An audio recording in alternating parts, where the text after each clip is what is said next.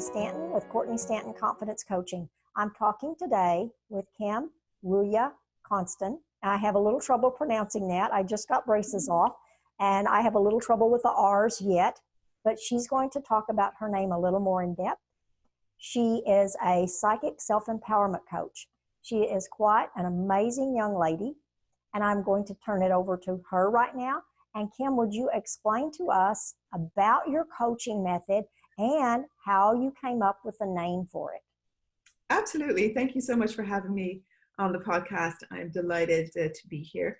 So indeed, my name is Kimberly Rua Constant, and I named my company after my second name, essentially. My mom named me Rua because it was a little town in Zimbabwe where I was born. Not quite in that town itself, but my mom really thought it was lovely, and my nanny at the time used to call me Marua, which means my flower. So the flower for me, from a coaching perspective, is something very beautiful because, you know, it's something that you need to nourish. It's something that it needs a great fundament, a soil that is, you know, nutritious to then grow and expand and to become this beautiful, beautiful, beautiful flower. So it kind of served as a beautiful metaphor for my business. Plus, it makes the link to Zimbabwe very clear, which is, well, where I was born. So it just has a very special meaning to me. And it was still free. The URL was still free. The name was still free, which very much helps as well. You know, Coach Kim did not exist anymore. So then I went into, you know, a bit of a brainstorm, and then Rua was still available. And so in terms of my coaching method, yeah, I can give you a little bit of background of how I got started as a coach, maybe to start things off, if that's okay. Yes. So I really actually knew that I wanted to become a coach from when I was around 17 or 18. My stepdad at the time was into coaching, and he would really encourage me to, you know, mind map out what my skills and my strengths were. So I remember, I probably have it somewhere on a disc somewhere, that I was writing out, okay, I'm good at communication. I want to help people. I want to change the world in some way. So then I thought, hey, you know, being a coach would be the perfect kind of profession to really support people in you know, growing their potential. So I knew that at the time. I sent an email out to, I'm from the Netherlands, I sent an email out to a bunch of coaches over there saying, hey, my name's Kim. I'd like to become a coach. Where do I do this? Where is coach school? Where do I get started? And pretty much all of them got back to me saying, well, get yourself some life experience and, you know, a university degree, and we'll talk.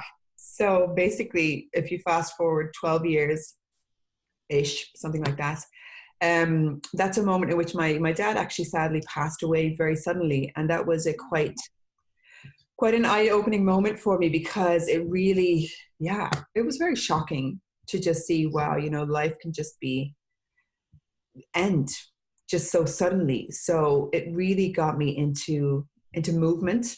So in the week, which was, you know, like of emotional turmoil, I decided I need to do something different with my life. So I went to a few open evenings here in Dublin, where I live at the moment. And within a week, I signed up for a life and executive coaching diploma, and just poured my heart out into this course, which was amazing for me. It was just such a valuable 7 months of my life.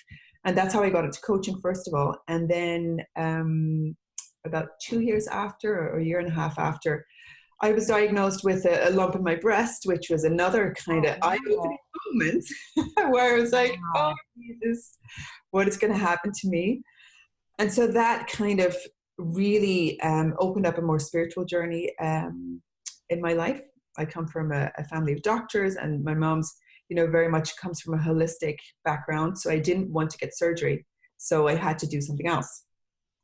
So from that moment on, and still today, I'm looking for a different way of healing what is a physical symptom. So I got into, well, pretty much everything you can kind of think of, from kinesiology to past life regressions to whatnot, you name it. I've probably done it all, up until a moment where I was targeted on Instagram with a course, which was called Demystify the Akashic Records, or something like that.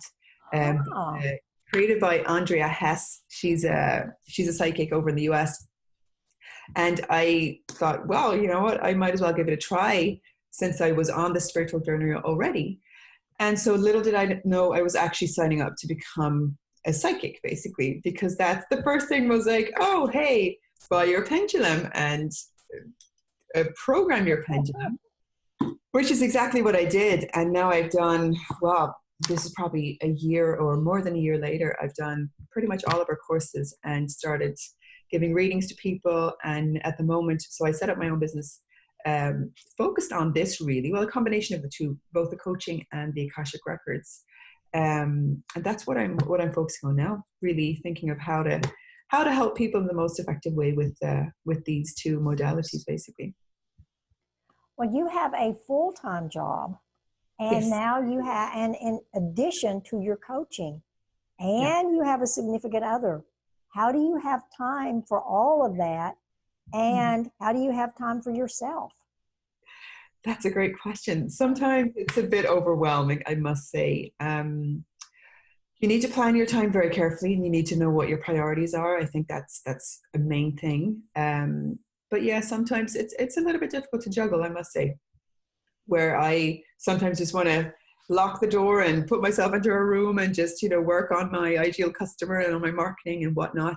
But yeah, then I have my partner who obviously wants to spend some time with me as well. So yeah, it can be challenging, even though he knows, that this is for us as well, and for an even brighter future. He knows how important this is to me and how much of a passion this is. So yeah, there's no perfect recipe, but it's, on a daily basis, understanding what your priorities are, how you're going to plan your time, and saying no to some things that I might have said yes to in the past.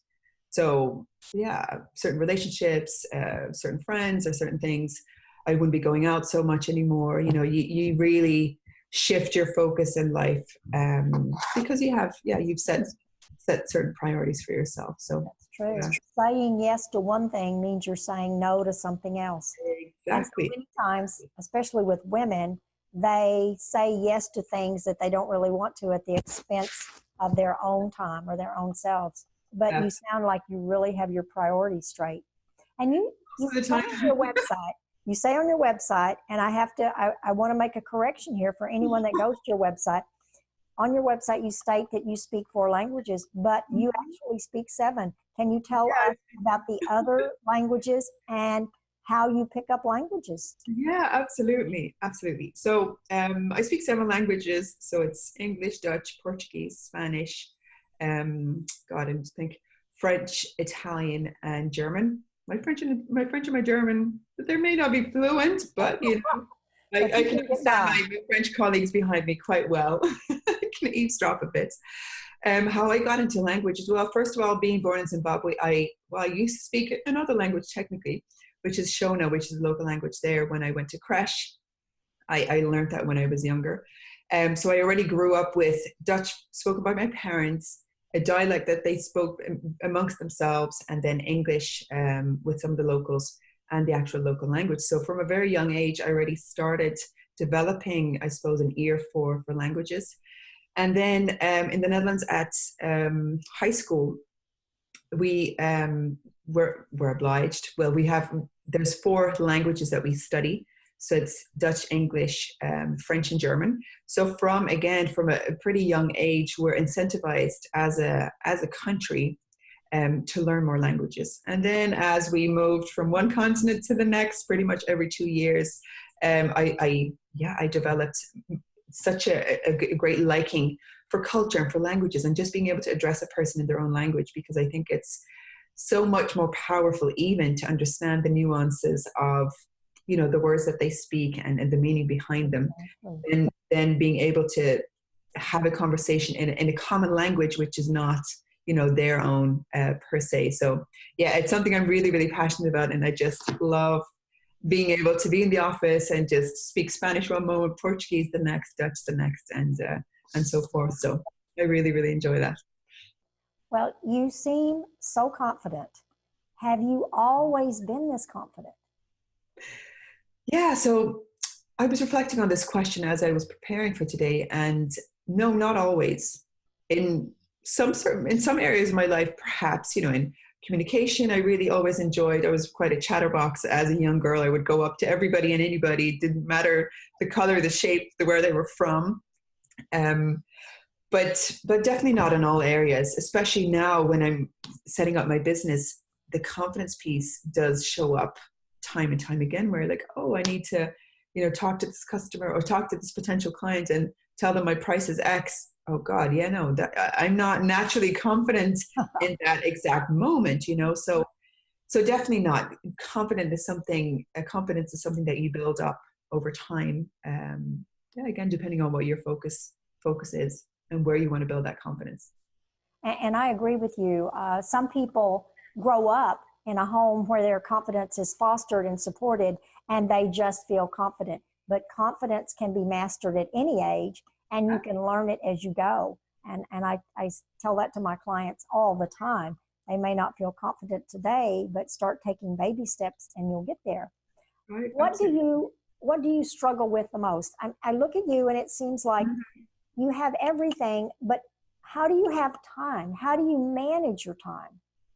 And I know you said sometimes you just go off in a room by yourself and shut the door, but do you feel overwhelmed at any time?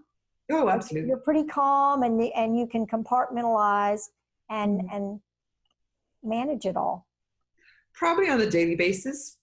There's moments of overwhelm in my day job or with my business where I'm doing a trillion courses. I love to learn and I love to always continue to enhance myself. And yeah, well, it's like a never ending cycle really of continuing to improve yourself. So yeah, the overwhelm definitely shows up a lot of the times. And then there's different things that I do. I can just, I'm doing some energy work at the moment. So there's certain movements or certain positions that can just help you, deep breathing or whatever type of technique kind of comes up for me. But there's definitely moments where I come home and I'm like, OMG, what am I doing? Should I even be in this business? Like, am I even good enough? All those thoughts from the outside, it may seem that I don't have those, but my inner critic is you have one of those too. And how do you silence your inner critic? How do I silence it? So one of the techniques that I learned from my Reiki teacher is unfiltered writing. So she taught me this. She said, well, whenever there's anything like in your head and it's just bugging you, grab a piece of paper and just write all of it down. And at first I was like, oh yeah, that's another one of those techniques, whatever, there's a trillion coaches out there and they all have different exercises and techniques and stuff. But this one really worked for me because I noticed how much stuff was really inside.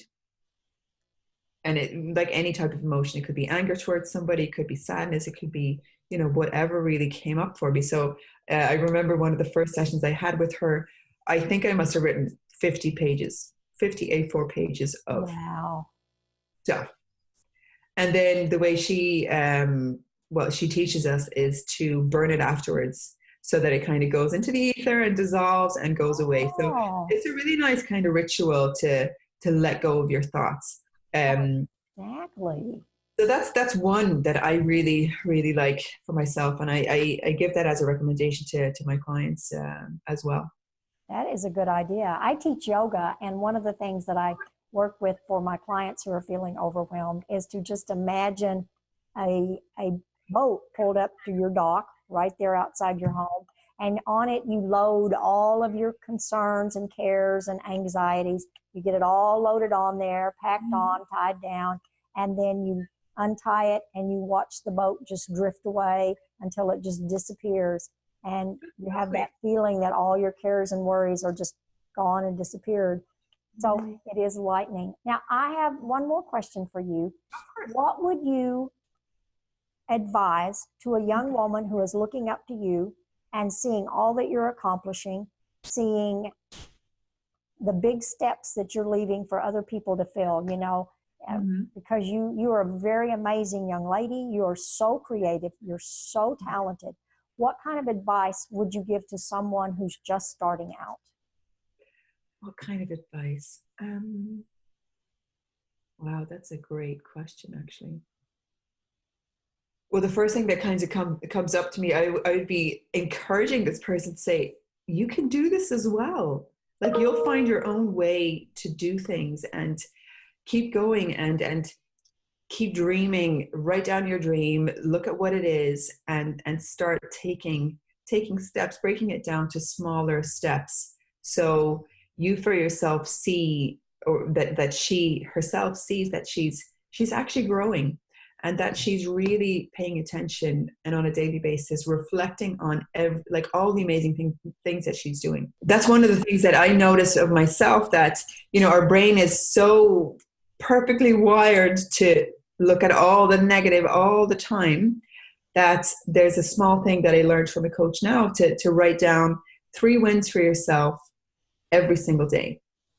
It doesn't matter how small. I got up and I brushed my teeth.